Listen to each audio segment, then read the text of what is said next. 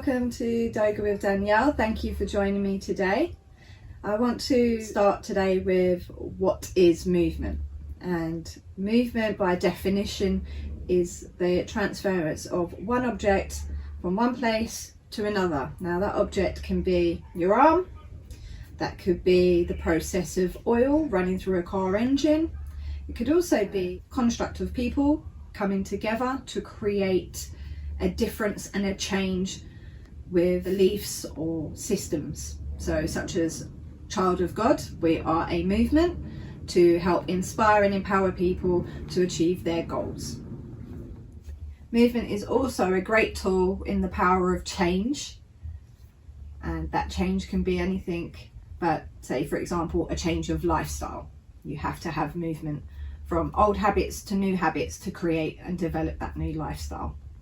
If you think about when you leave a car sitting there and you haven't driven it for a while, the engine goes flat, the battery dies. And that's kind of how I see the importance of movement within our bodies. If we don't move our joints, our muscles, anything in relation to our actual physical body, then we tend to seize up and we get a bit stiff, and then that's when the old crook back comes along, or the you can't raise your arm above your head scenarios arise. And to stop those kind of things happening, or to at least hold back the development of typical old age, that's why I believe that we should adapt a healthy approach to movement and exercise. And I just happen to choose yoga. So in terms of what yoga brings with movement, it doesn't just bring the movement of the body, it also brings the movement of the mind and the spirit. Sometimes we also get blockages within our mental capacity for many different reasons, such as depression, anxiety, feeling overwhelmed, illness. And then also spiritually, some things just don't sit right with us. We are in situations or environments that are not quite fitting with our ideal of living. And yoga helps to encompass movement of all of these things to channel the energies better, to then live a much healthier, happier lifestyle.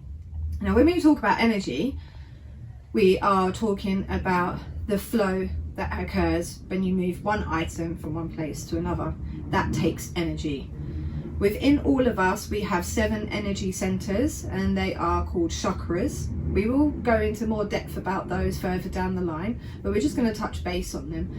And they are very much like a car engine. If you don't keep them moving, then your energies will become quite stuck and stagnant in different parts of your body. So to keep the energy flow, we need to move. It's quite simple. Today I wanted to share with you a simple pose, a simple posture that is based in yoga, and it will hopefully sit well for everybody, as we do tend to have to do this every day anyway. The reason I've chosen this posture is due to the fact that the element of movement is ever so subtle and is more internal than it is external. That pose is mountain pose. We just take our position on the mat, or if you don't have a mat, you just take a position anywhere that's comfortable for you, and you ground through your feet and you push up through your legs and you just engage them to be strong and firm. You just bring your arms to the side and you just take a wonderful inward breath.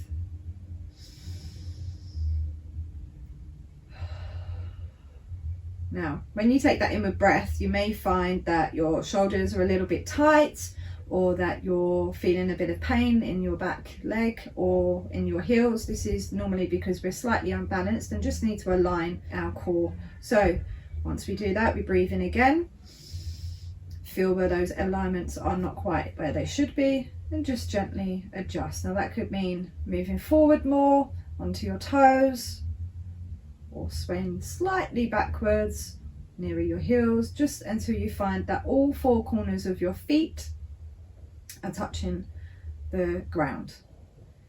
Once you feel comfortable, you breathe in